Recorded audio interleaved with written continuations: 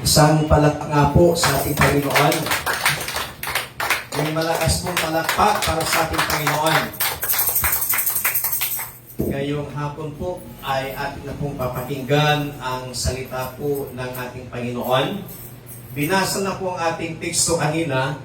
Muli po tayong tumayo bilang paggalang po natin sa salita ng ating Panginoon. Sa aklat po ng Psalms chapter 1, verses 1 up to 6. Babasahin ko po sa magandang balita Biblia. Mapalad ang tao na hindi lumalakad sa payo ng masama, ni tumatayuman sa daan ng mga makasalanan, ni nahupuman sa upuan ng mga manglilibak, kundi ang kanyang kasiyahan ay nasa kautusan ng Panginoon, at sa kautusan niya nagsusubaybay siya araw at gabi. At siya'y magiging parang punong kahoy na itinanim sa siping ng mga agos ng tubig na nagbubunga sa kanyang kapanahunan. Ang kanyang dahon na may hindi malalanta at anumang kanyang gawin ay giginhawa. Ang masama ay hindi gayon, kundi parang ipa na itinataboy ng hangin. Kaya't ang masama ay hindi tatayo sa paghatol, ni ang mga makasalanan man sa kapisanan ng mga matuwid. Sapagkat nalalaman ng Panginoon ang lakad ng mga matuwid, ngunit ang lakad ng masama ay mapapahamak. Pagpalain ng Panginoon ang kanyang mga salita na atin pong nabasa sa hapon pong ito. Maaari na po kayong umupo. Patuloy po natin talakayin ng ating pinag-usapang The Blessed Man. Noong nakarang linggo ay tinalakay po natin yung exchanges valleys to the strength. Na bagamat may mga valleys tayo sa ating mabuhay, pwede nating gawing kalakasan sa pamamagitan ng ating pong Panginoon. Ngayon naman ay pag-usapan po natin dito the life of a blessed man. Yung buhay o yung pamumuhay ng isang blessed man.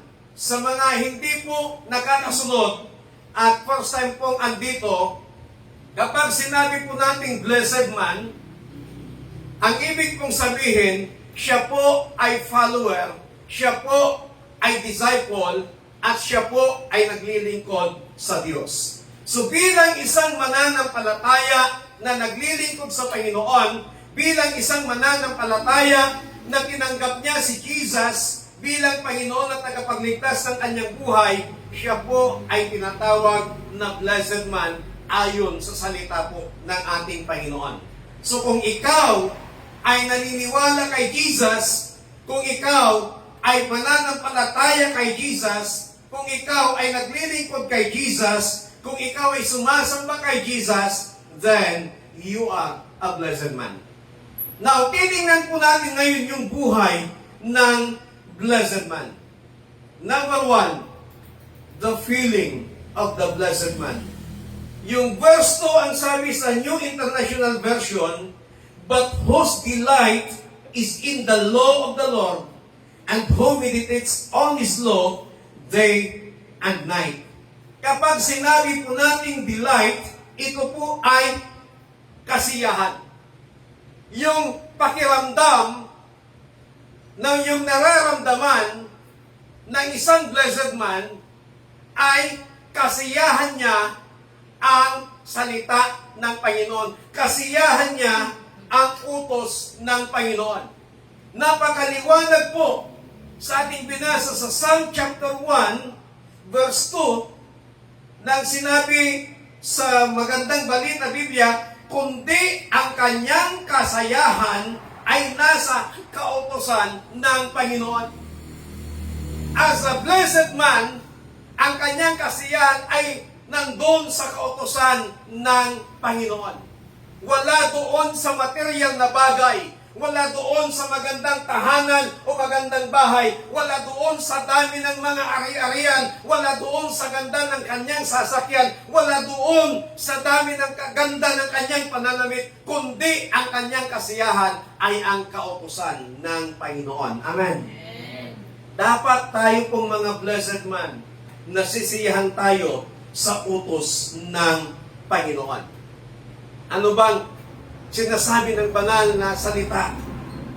Kung babasahin po natin from Genesis to Revelation, napakarami pong utos ang Panginoon.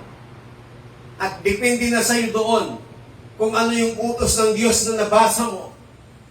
Dapat masiyahan ka doon. Andon yung kasayahan mo sa utos ng Panginoon. The blessed man enjoy their lives to the work of God. Ang blessed man, dapat ini-enjoy niya ang kanyang buhay sa gawain ng Panginoon. Ang isang blessed man, ang isang mananampalataya, hindi siya napipilitan na pumunta sa gawain ng Panginoon, kundi ito ay kanyang kasayahan. Nag-i-enjoy siya pagdating sa gawain ng ating pong Panginoon. Sa Philippians chapter 4, verse 1, ano pong sabi dito sa magandang balita Biblia?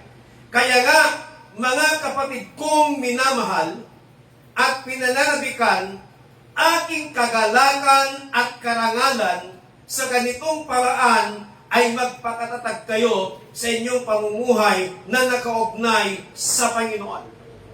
Si kapatid na Pablo, nung sinulatan niya ang mga mananampalataya sa Church of Philippians,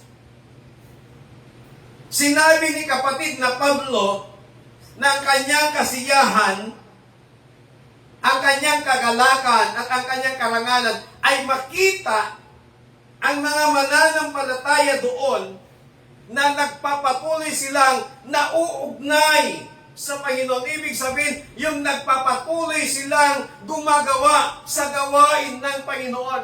Nagpapatuloy silang naglilingkod sa ating Panginoon. Kapag may gawain ng Panginoon, nag-i-enjoy dapat ang blessed man. Yung hindi ka na pinipilit na pumunta sa gawain ng Panginoon because you are a blessed man, then you must enjoy the work of the Lord. Amen. Ang gawain ng Panginoon, napakarami pong aspeto ang gawain ng Panginoon. Hindi lamang tuwing Sunday ang tinatawag na gawain ng Panginoon. Katulad nung nangyari doon sa Barangay Balincan, Naway nung nakaraang araw, nagkaroon tayo ng concert crusade. Gawain po ng Panginoon yun. Yung mga ginawang house to house sa Barangay Balincan, Naway, gawain po yun ng Panginoon yun. Lahat ng ating ginagawa para sa kapurihan ng Panginoon, that is the work of God. Kaya kailangan mag-enjoy ka dyan. Amen.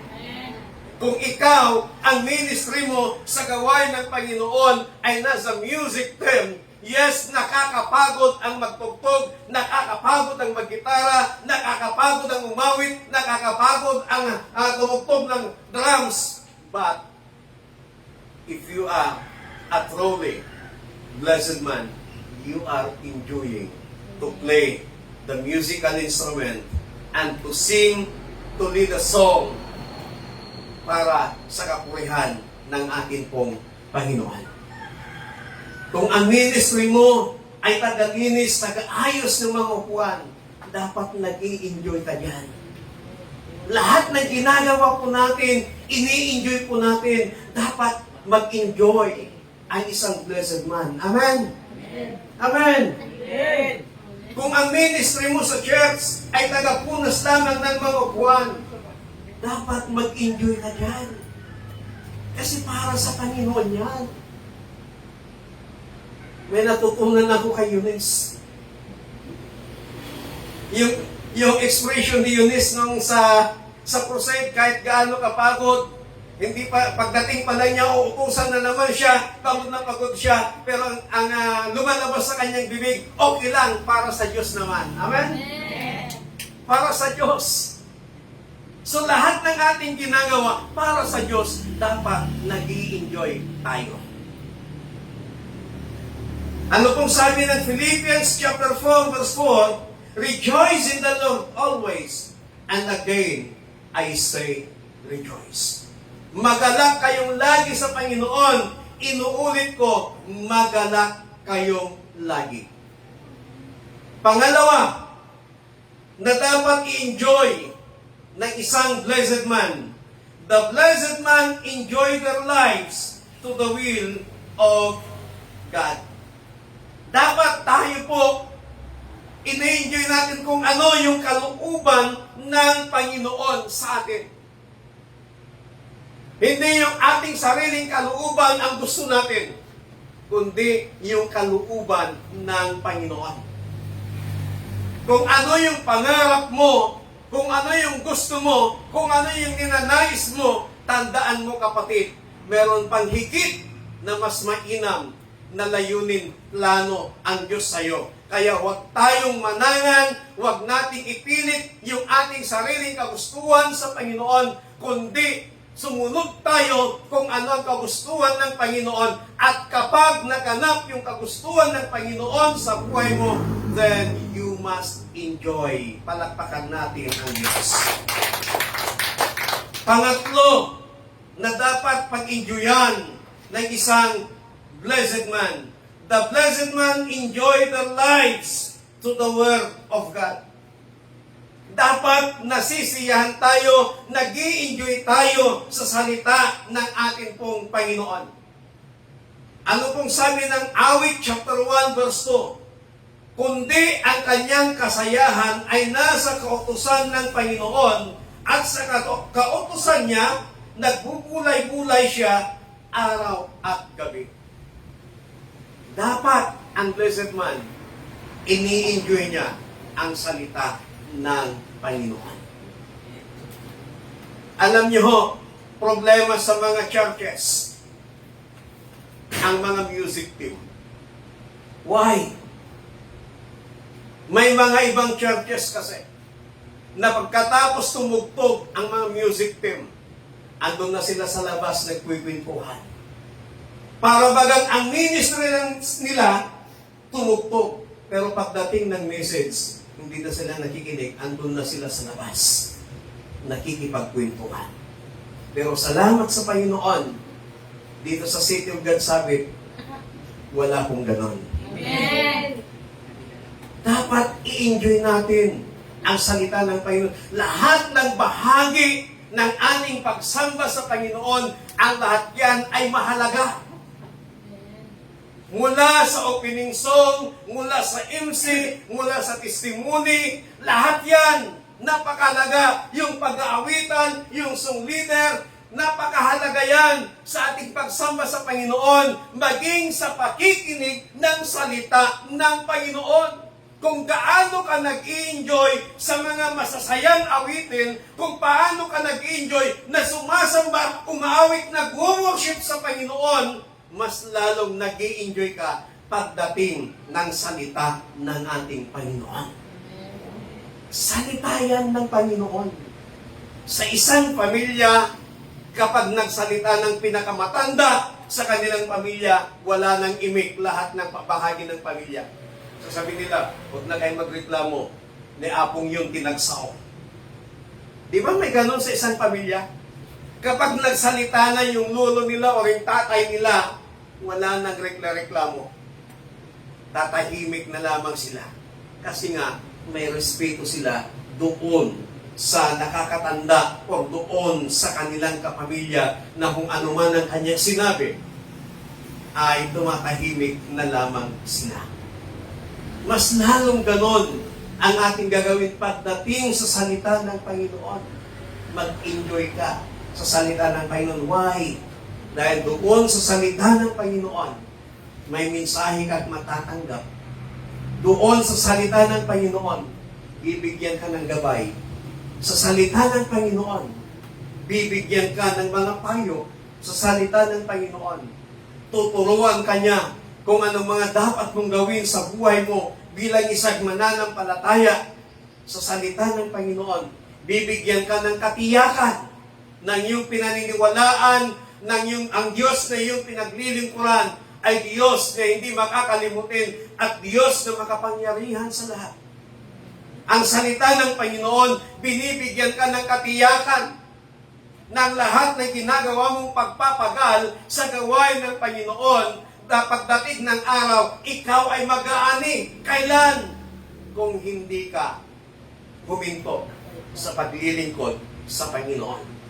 Kaya dapat tayo pong mga blessed man, tuloy-tuloy ang ating buhay. I-enjoy natin ang salita ng ating pong Panginoon. Lagi ko pong sinasabi, marami hong tao nakakabili ng libu-libong mga cellphone, umaabot ng 5,000, 15,000, 30,000, 45,000 pataas na presyo ng cellphone.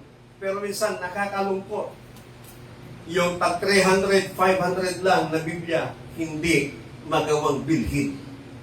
Pero salamat sa Panginoon dahil ang ating teknolohiya ay nagagamit para mapapurihan ang ating Panginoon.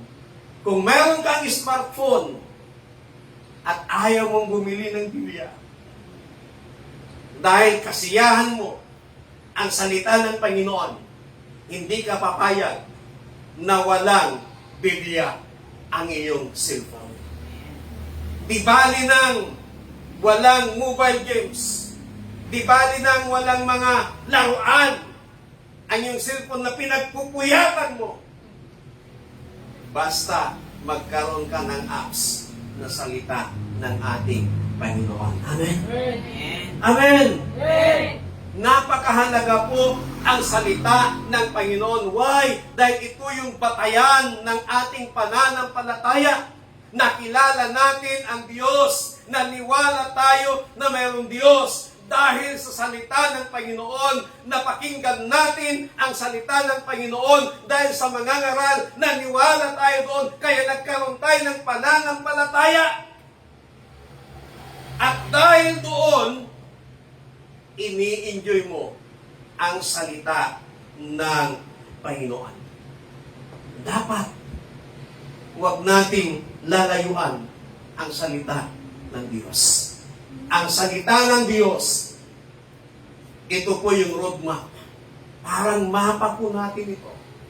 Sino pong nakaranas na pagpupunta sa isang lugar, hindi mo alam yung daan.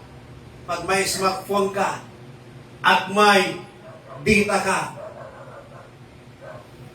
hindi ka maliligaw. Bakit?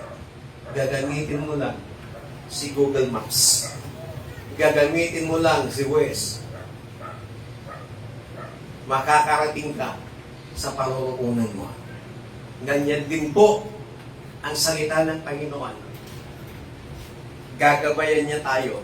Tuturuan niya tayo kung anong dapat natin gawin hanggang sa makarating tayo doon sa kaharian ng Panginoon na Kanyang ipinangakong tirahan ng mga patuloy na naniniwala, patuloy na nananampalataya, at patuloy na naglilingkod sa Kanya despite ng mga valleys sa kanilang mga buhay. Diba may pangako ang Panginoon? Ang sabi ni Jesus sa kanyang mga salita sa John chapter 14, "Let not your heart be troubled, you believe in God, believe also in me. Sa bahay ng aking Ama," verse 2, "ay maraming silid. Kung hindi gayon, ako'y paroroon upang ipaghanda ko kayo ng matitirhan." Verse 3, "At kapag naipaghanda ko na kayo ng matitirhan, ako'y muling babalik upang kayo'y aking kunin, sapagkat kung nasaan man ako, naroon din kayo." Amen? Saan lugar yon? Umakyat si Jesus sa langit. Ang ginawa ni Jesus sa langit, naghanda siya at naghanda siya ng ating matitirhan. At kapag naipaganda na niya tayo ng matitirhan, ang sinabi ng salita ng Panginoon, siya'y muling babalik upang ikaw at ako ay makasama niya. Tingnan ho natin na pangarap ni Jesus sa kanyang mga salitang binitawan. Gusto kanyang makasama sa kanyang kaharian. Ang tanong, gusto mo rin kayang makasama si Jesus? Si Jesus na mismo gusto kanyang makasama.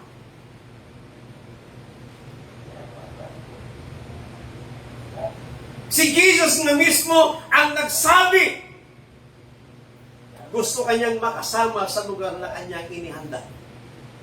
Sana, kung ganun yung pangarap ni Jesus, maging pangarap din sana na balang araw, makasama natin habang buhay ng walang katapusan si Jesus na siyang nagligtas, nagmahal sa atin at naghanda ng ating matitirahan. Paano natin nalaman yan? Dahil sa salita ng Panginoon. Nagbibigay ng katiyakan. Nagbibigay ng mga pangako. Malapit na naman ang panahon ng pagbibitaw ng mga pangako. Iba't ibang mga pangako na naman ang ating maririnig.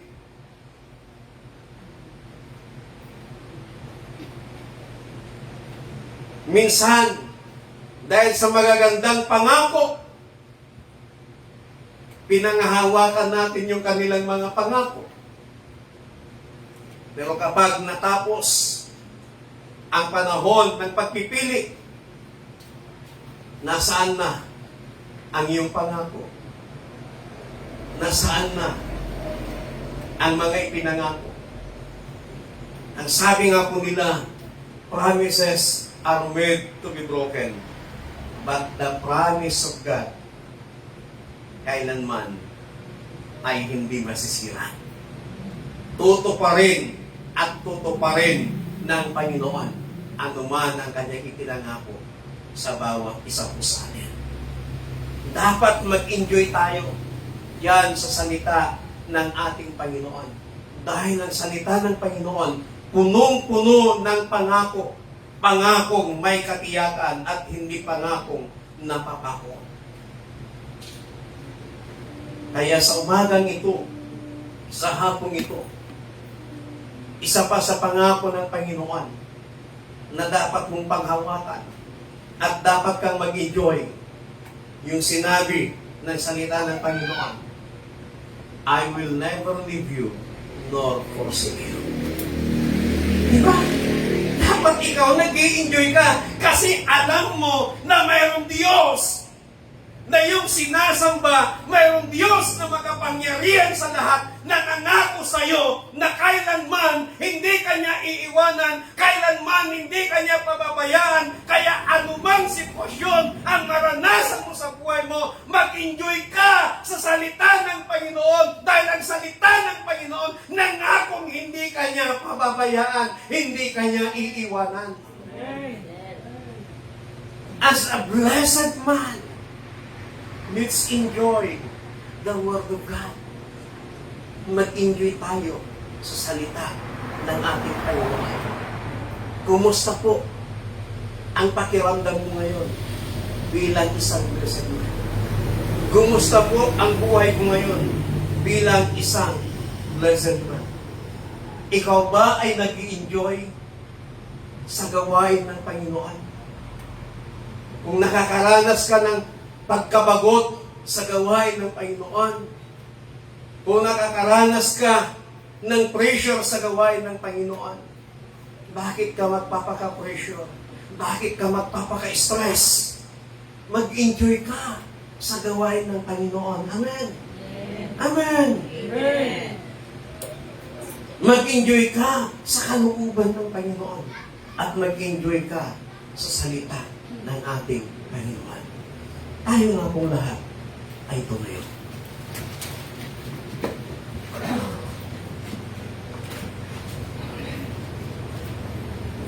Ang Diyos nating pinaglilingkuhan ang Diyos nating pinaniniwalaan, ang Diyos nating sinasamba, ay Diyos na makapangyarihan sa lahat.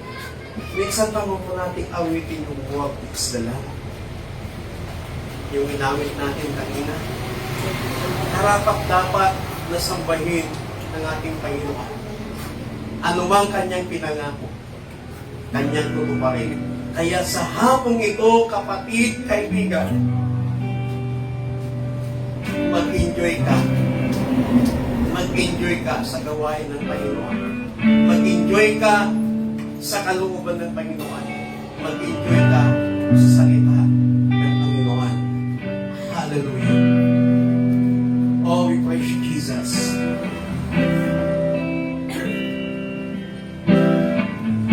Oh, hallelujah. Was my cross you bore, so I could live in the freedom you died for. And now my life is yours, and I will sing of your goodness forevermore. Worthy is your name, Jesus. You deserve the praise. Worthy is your name. Worthy is your name, Jesus. You deserve the praise. Worthy is your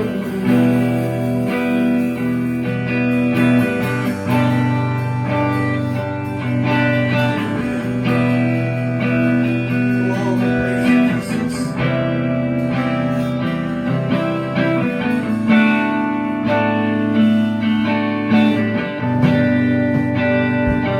Now my shame is gone. I stand amazed at your love and denials.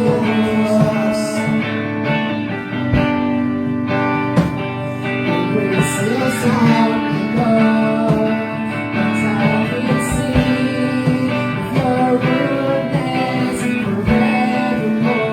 Worthy is your name, Jesus. You deserve the praise. Worthy is your name. Worthy is your name, Jesus. You deserve the praise. Worthy is your name. Worthy is your name, Jesus. You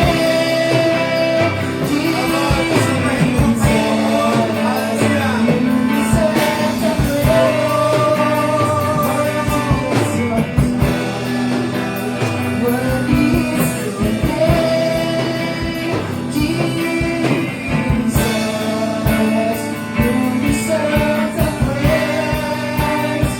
Worthy is your name.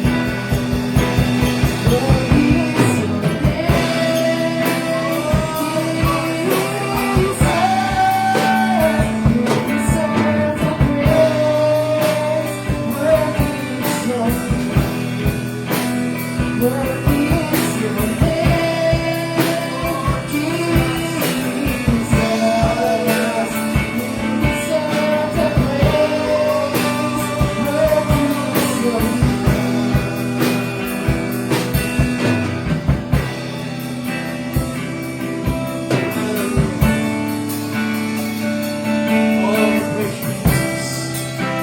Kapatid, sa hapong ito, you are a blessed man. And as a blessed man, dapat i-enjoy mo ang buhay mo sa gawain ng Panginoon. Dapat i-enjoy mo ang buhay mo sa kalooban ng Diyos. At dapat i-enjoy mo ang buhay mo sa salita ng ating Panginoon. Mahalin Bigyan mo ng pagpapahalaga ang salita ng Panginoon. Dahil kapag pinahalagahan mo, pinahal mo ang salita ng Diyos, papahalagahan ka rin ng ating Panginoon Diyos. Hallelujah. Oh, we praise you, Jesus. Hallelujah. Oh, we praise you, Jesus. Huwag mong hayaan na mawala ang kagalakan mo sa gawain ng Panginoon. Huwag mong hayaan mawala ang kagalakan mo sa paglilingkod mo sa Panginoon. Huwag mong hayaan mawala ang kagalakan mo sa kalooban ng Diyos. At huwag mong hayaan mawala ang kagalakan mo sa salita ng Panginoon. Kapatid, sa hapong ito, panahon na upang ibalik mo ang kagalakan mo. Kagalas na sa gawain ng Panginoon. Oh, Jesus! Oh, Holy Spirit! Hallelujah!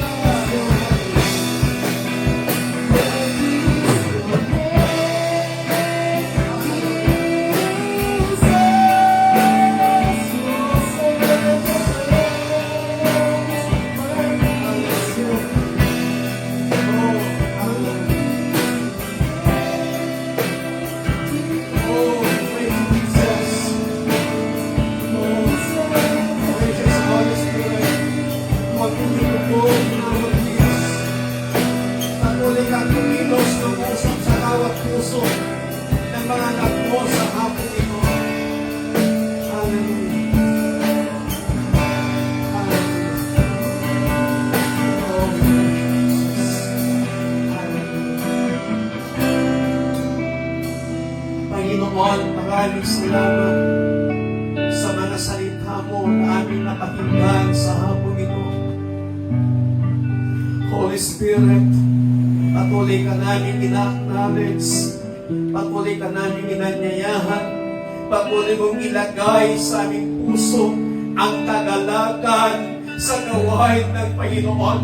Patuloy mong ilagay sa aming puso ang kagalakan sa paglilingkod sa iyo.